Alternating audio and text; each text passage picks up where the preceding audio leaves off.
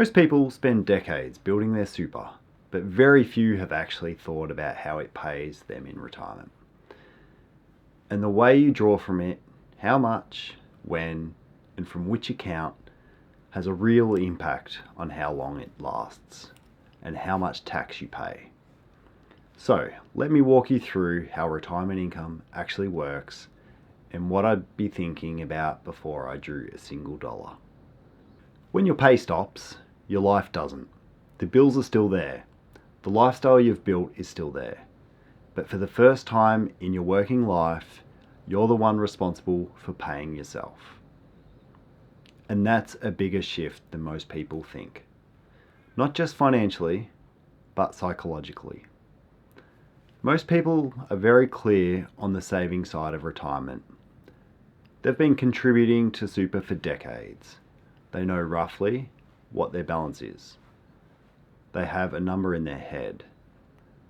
But the moment retirement arrives, and that income has to come from somewhere other than a paycheck, a lot of people realize they've never actually thought about how that works in practice. In my work with clients, this comes up often. People arrive at retirement in genuinely a strong position. Good balance, no debt, ready to go. And then they freeze because they've spent their whole working life watching the number go up, making contributions, growing the balance, building toward something. And now they're supposed to start drawing it down. And for a lot of people, that feels wrong. Even when the plan is working perfectly, even when the income is more than enough, there's a real psychological adjustment involved in moving from building to drawing. And understanding that this is normal is actually part of getting retirement right. So let's talk about how retirement income actually works. The first thing to understand is that your income in retirement usually doesn't come from one place. It typically comes from a combination of sources. Your super pension, personal investments, savings, and sometimes a part-age pension as well. But here's where it becomes important. It's not just about what you have, it's about what order you draw from it and the way you draw from it. Let me give you a simple example. Say you've got money inside super in pension phase, and you've also got money sitting in a personal investment account outside super. If you just start drawing from whichever account feels easiest, or draw from both randomly, you can end up paying more tax than you need to, or putting unnecessary pressure on your investments at the wrong time. Over time, that compounds into a real difference. Two people with the same balance can end up with very different outcomes, simply based on how structured their approach was. Before retirement, your goal was to grow the money. After retirement, the goal changes entirely. You're now trying to turn that money into a reliable, sustainable income. For retirement, that might last 25 or 30 years.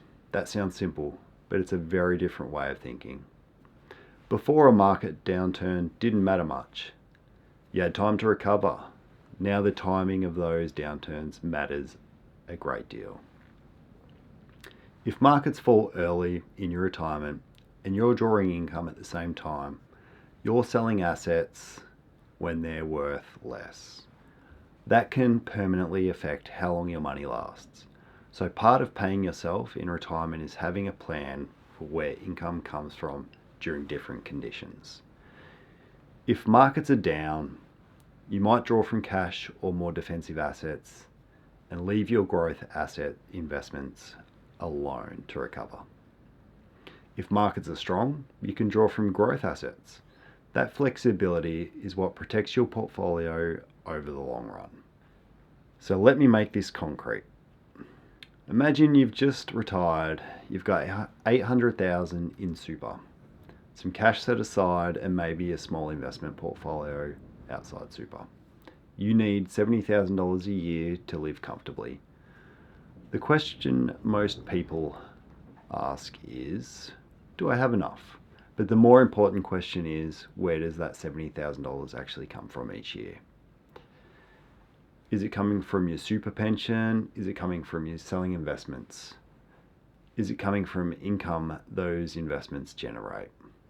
And how does that change in year 5, year 10, or year 20? Because what works in year 1 might not be what works in a decade into retirement. And then there's the tax piece, which is where the structure really matters. Different sources of retirement income are taxed differently. Super in pension phase, once you're over 60, is generally tax-free. Money sitting outside super, interest, dividends, rental income, is still taxable. And if you're selling investments outside super to fund your lifestyle, any capital gains from those sales is also taxable income in the year that you sell. So if you're not thinking carefully about which assets you sell down and when, that tax bill can be larger than expected. It's not just about what you earn, it's about what you keep after tax. So if you draw from the wrong place at the wrong time, you can reduce your after-tax income without even realizing it. This isn't about being clever, it's about being intentional. Knowing where your income comes from, knowing the tax implications, and having a structure that guides those decisions year by year. There's also the emotional side to this that I think is worth mentioning, because it doesn't get talked about enough. In the first year or two of retirement, one of the most common things I see is a reluctance to spend. People have spent their entire working life accumulating, watching the balance grow, building toward a goal. Then retirement arrives and suddenly they're drawing it down. Even when the plan is working exactly as it should, even when the income is sustainable and the balance is holding up, a lot of people still feel anxious about it. They underspend, they hold back, they worry. Not because something is wrong, but because spending feels different to saving. Having a clear income plan is what really helps people with this. When you know exactly where your money is coming from, how much is coming in each month, and why the structure makes sense, the anxiety tends to settle. You're not guessing, you're following a plan. And that's a different feeling entirely. This is general in nature, so it's important to consider your own situation because the right approach depends on your assets, your goals, and your timing.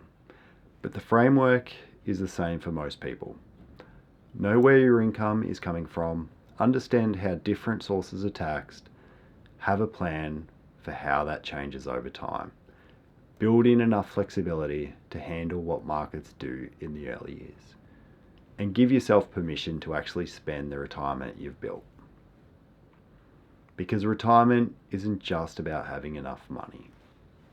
It's about knowing how to use it. And that's a different skill set entirely. If you're approaching retirement and want structured guidance rather than figuring this out alone, I work with Australians in exactly that position. You can find details below.